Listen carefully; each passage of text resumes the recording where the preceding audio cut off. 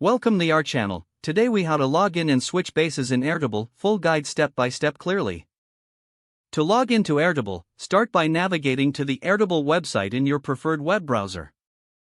Once you're on the home page, locate the login button at the top right corner of the screen. Click on the login button to proceed to the login page. You will be prompted to enter your email address and password associated with your Airtable account. Input your email address in the first field. Next, enter your password in the second field. If you have forgotten your password, click on the Forgot Password link to reset it. After entering your credentials, click the Login button to access your Airtable dashboard. Once logged in, you will see a list of your bases on the main page. To switch between bases, simply look for the base you want to access in your list. Click on the name of the desired base to open it.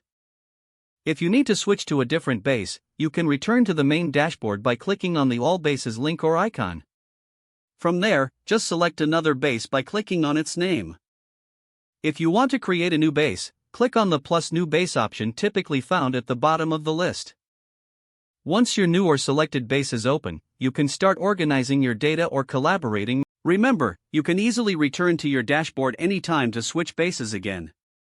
Exploring different bases is efficient for managing various projects across your workspace. That's it. You've successfully logged in and switched bases in Airtable.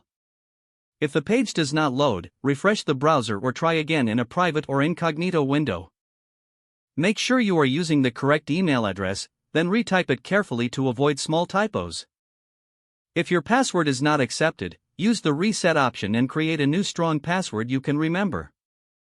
Check your spam folder for verification or security emails, then complete any requested confirmation steps. Enable two-factor authentication if available to improve account security and reduce unauthorized access risk. After signing in, review your profile details so your contact information and settings are accurate and current.